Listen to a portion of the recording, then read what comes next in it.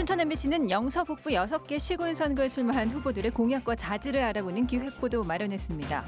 오늘은 첫 번째로 3명의 후보가 뛰고 있는 철원군수 선거 현장 보도합니다. 홍천군수 후보 법정 선거방송 토론회에서 허필홍, 노승락 전현직 군수 간 치열한 설전이 벌어졌습니다. 6.13 지방선거에서 도내 유권자 수가 19세 미만 미성년층은 점점 감소하고 있는 반면 유권자의 3분의 1은 60대 이상 노년층인 것으로 나타났습니다. 제7회 전국 동시지방선거 사전투표가 오는 8일과 9일 실시됩니다. 사전 신고나 거주지 관계없이 전국에 설치된 사전투표소에서 투표가 가능합니다.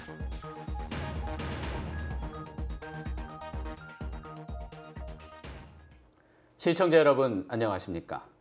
춘천 MBC는 영서 북부 6개 시군 선거에 출마한 후보들의 공약과 자질을 알아보는 기획보도를 마련했습니다. 오늘은 그 첫 번째로 3명의 후보가 뛰고 있는 철원군수 선거 현장에 백승호 기자가 다녀왔습니다. 더불어민주당 구인호 후보는 정치 전문가를 자처합니다.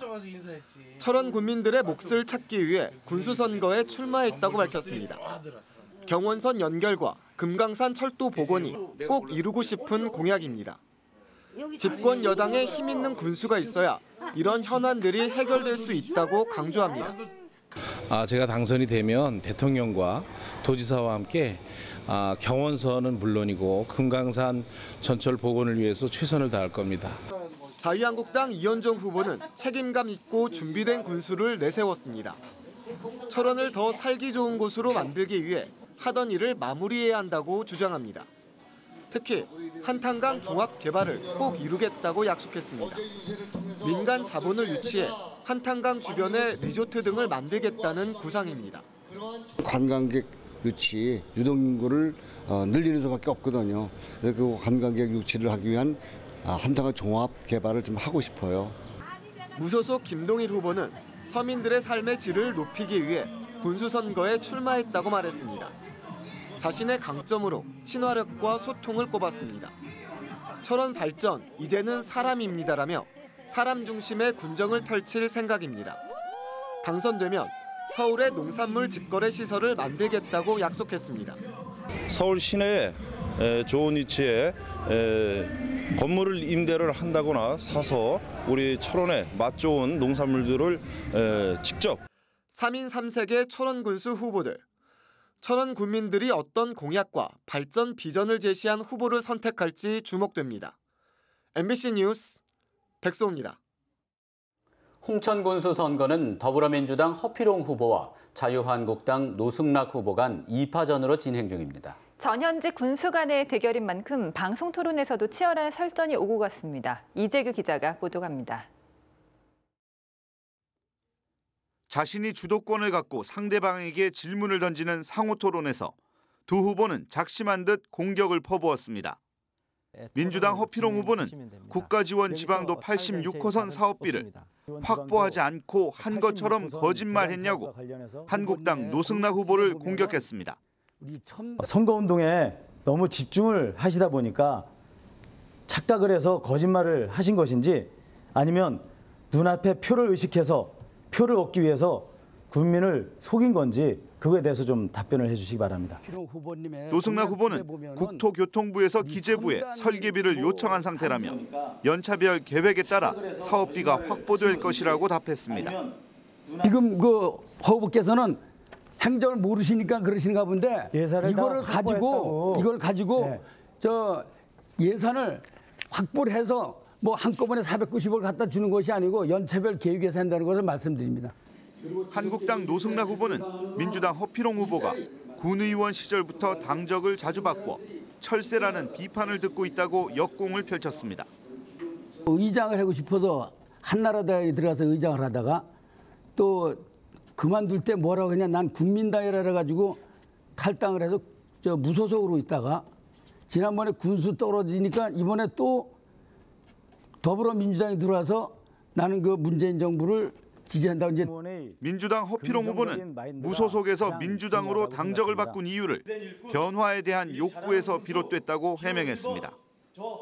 낙선을 하고 그 이후에 그 생각이 조금 이제 변화가 되기 시작하는 시점에서 또 국가적으로도 우리 최순실 사태가 나면서 국가도 변해야 되고 또 우리 홍천군도 함께 변해야 된다는.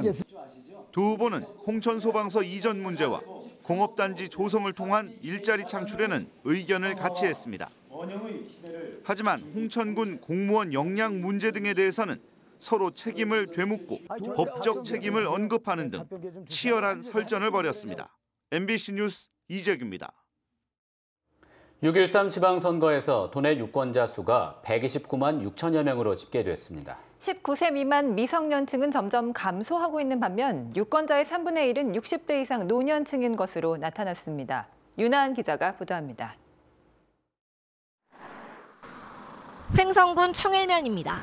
인구 2,421명 가운데 114명을 뺀 2,307명이 유권자입니다. 인구수 대비 선거인수 비율이 95.3%에 달합니다. 영월군은 영월읍을 제외한 모든 읍면에서 인구의 90% 이상이 유권자였습니다. 선거인 명부 확정 결과 제7회 전국 동시지방선거의 도내 선거인 수는 129만 6,196명으로 집계됐습니다. 강원도 전체 인구인 154만 6천여 명의 83.8%가 유권자입니다. 전국 평균 82.7%보다 1.1%포인트 높습니다. 시군별로는 원주시가 27만 8,900여 명으로 가장 많았고 양구군은 19,500여 명으로 가장 적었습니다. 인구수 대비 선거인수 비율은 원주가 81.5%, 춘천 82.4%, 강릉 84.2%, 고성은 88.8%였습니다. 그만큼 선거권이 없는 만 19세 미만 미성년 인구 비율은 낮아지고 있다는 뜻이기도 합니다.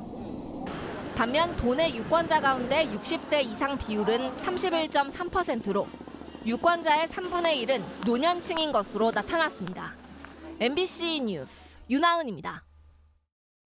정보통신기술을 접목한 인공지능형 농장인 스마트팜 솔루션 융합연구기술박람회가 강릉에서 열렸습니다. 정부는 앞으로 10년간 본격적인 스마트팜 기술 개발과 투자에 나섭니다. 박은지 기자입니다.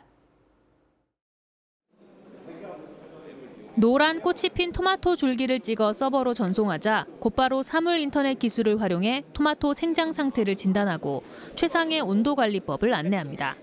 간편하게 생육 정보를 수집해 품질을 높이고 최적의 수확 시기나 수확량을 예측할 수 있어 농가의 관심이 큽니다.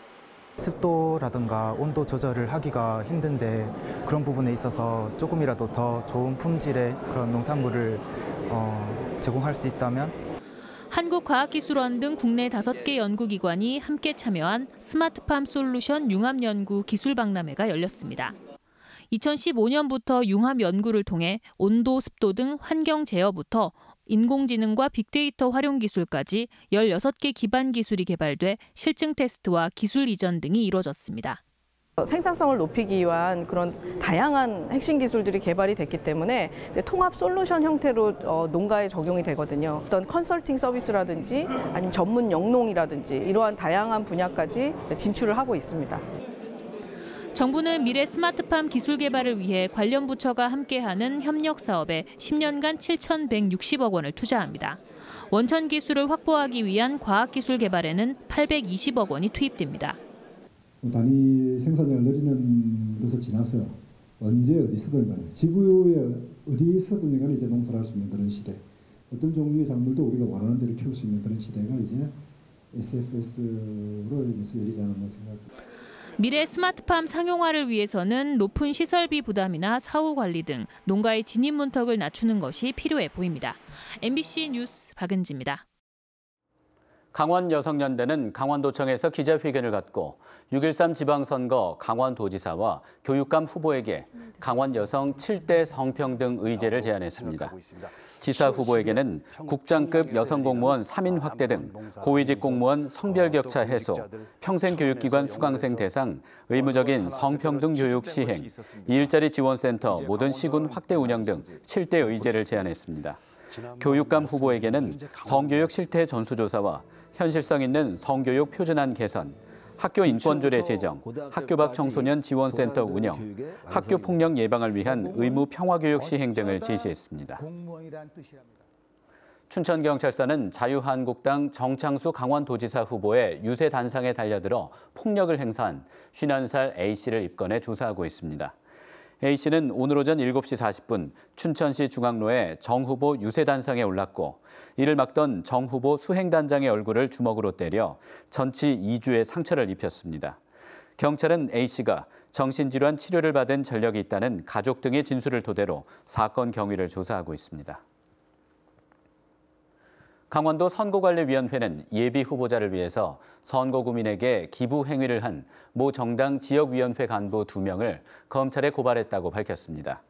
선관위에 따르면 이들은 지난 4월 21일 모 지역 기초단체장 선거 예비 후보자의 선거사무소 개소식 이후 당원 17명을 한 음식점에 모이게 한 뒤 39만 원어치의 음식물을 제공하면서 예비 후보자 지지 발언을 하고 예비 후보자에게 건배사를 하게 한 혐의를 받고 있습니다.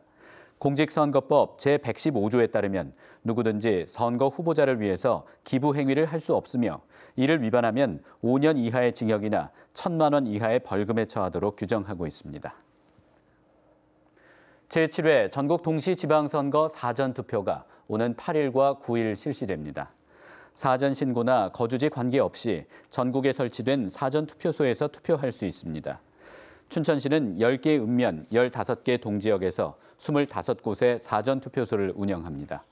투표 시간은 오전 6시부터 오후 6시까지입니다.